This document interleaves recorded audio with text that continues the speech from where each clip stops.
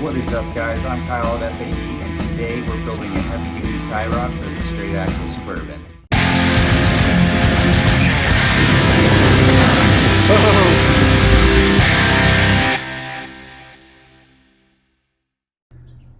One of my favorite mods to this truck so far has been this straight axle swap.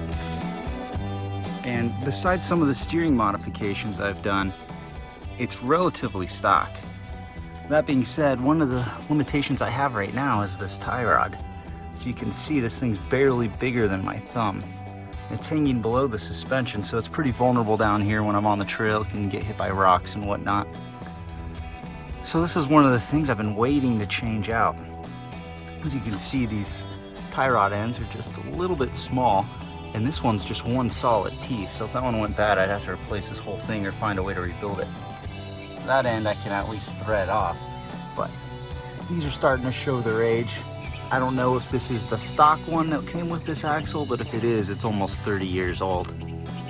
One of the problems with this tube is it's just so small. I had to put a lot of weld on these pieces of metal to put the steering stabilizer on, because even the bushings on that were bigger than the tube diameter. One of the challenges with building a new tie rod for these axles is the bend. You can see this bend right here that it has, so it can clear the differential when you're at a turn. Our options for that are really just to put a bend in the new tie rod or find a way to offset the tie rod entirely so it doesn't make contact with that differential. For this tie rod, we're going to be using some heavy duty 1/4-inch wall DOM tubing. To get the tie rods on, we're going to be using these threaded tube adapters that need to be welded on around here, and then we will be threading in some 1-ton Chevy trays.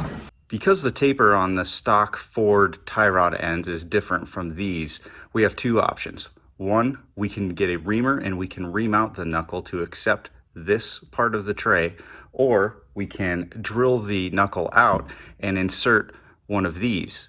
That would require us to drill it out to 7/8, put this insert in, and then slide it over like that.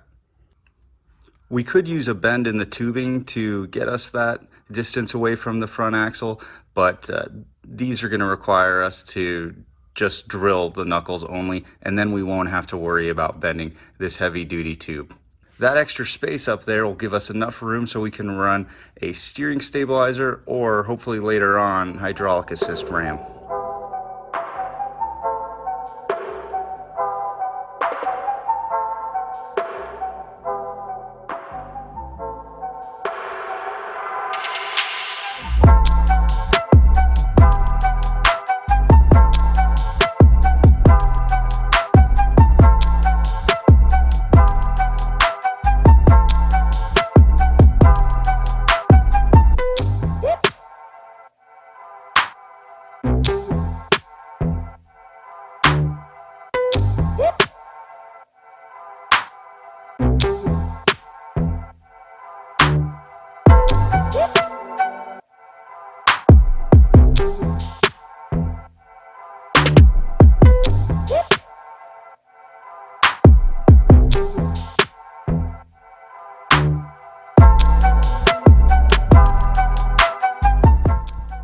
Alright, we've got one side drilled out. Now we can fit this insert in from the bottom, and that's where that tie rod end will go.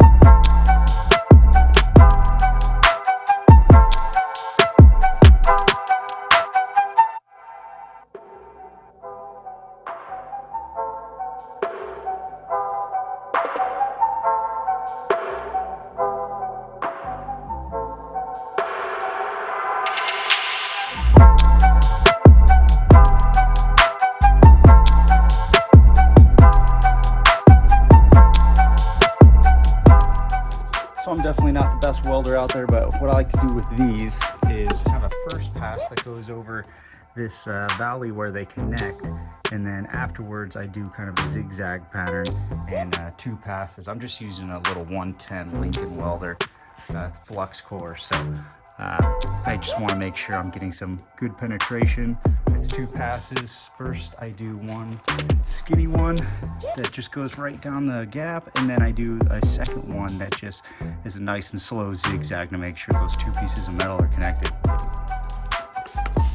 So I've got the knuckles drilled, I've got the tube cut, and I've got the tube adapters welded in. So what I need to do now is thread the tie rod ends in and then measure again from center hole to center hole in these knuckles. It ended up being 56 inches exactly. I had a really good alignment before, so I'm shooting for that, and then I'll drop it in the front axle.